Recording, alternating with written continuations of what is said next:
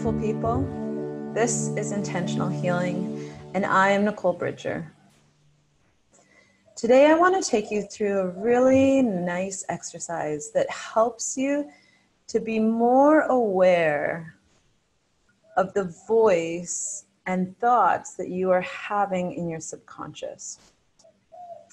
The thing is that we're so used to these voices and beliefs and thoughts that we almost don't notice that they're going all the time. So before we begin, just take a deep breath. Allow yourself to be here for the next few moments. Everything that's calling your attention will still be there when we're done. I want you to first imagine two children. To one child, the teacher is just so hard. Why are you doing it like that? It's not supposed to. What are you, stupid? You shouldn't even try. Who do you think you are? This kind of voice, which is often the voice that we have in our own heads. I want you now to imagine the other child. And the teacher says, that is beautiful. Oh, it doesn't matter, however you'd like to try. Good for you. And that child feels free to explore, to try. There's no fear of being shamed. So the thing is that we often feel that if we aren't condemning ourselves, constantly trying to look out for what might happen, that we think that we're not going to get to the place that we want to. Now you can see the difference there in that example, that one child would be afraid to even try, desperate for praise. Is it enough now? Did I do it right this time? I'm so terrified of being ashamed that I'm just not even going to try. Well, you know what? Then fuck it. Never mind. The other child really feels loved just as they are, appreciated, and feels confident to try, to make mistakes. In fact, there is no such thing as mistakes. I want you to think about a certain area of your life right now where you are wanting to experience more ease, more flow, more happiness.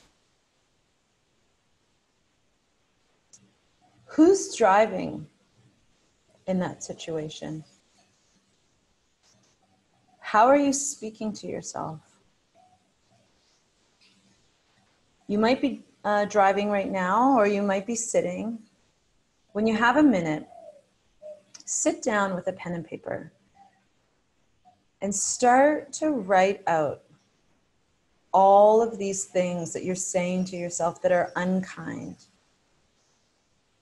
that are not helpful. Take a minute to look or to hear what those things are.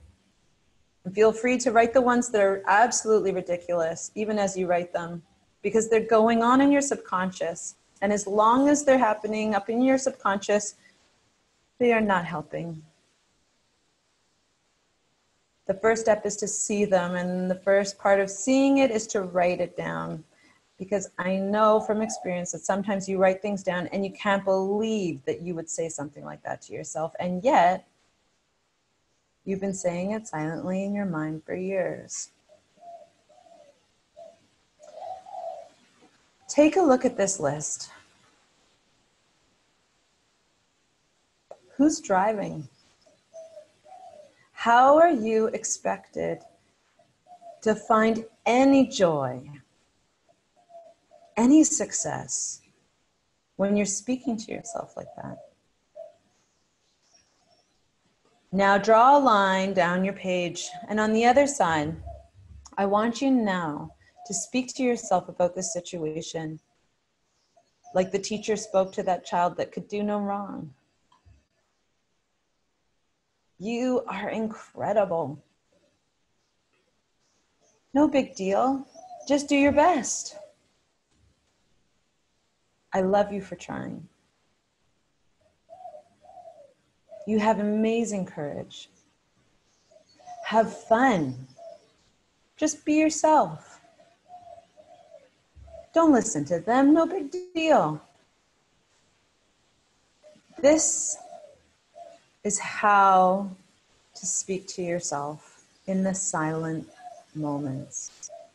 The more that you can get it out of your head, write it down and see how you're speaking to yourself, the more you'll be able to deliberately stop yourself in the moment when you're starting to beat yourself up, take yourself down, be the mean teacher, and with real intention, choose to be the kind teacher. This is the work, and this is something only you can do. No one else can say enough nice things to you. You are the one who's in the driver's seat, and you get to choose.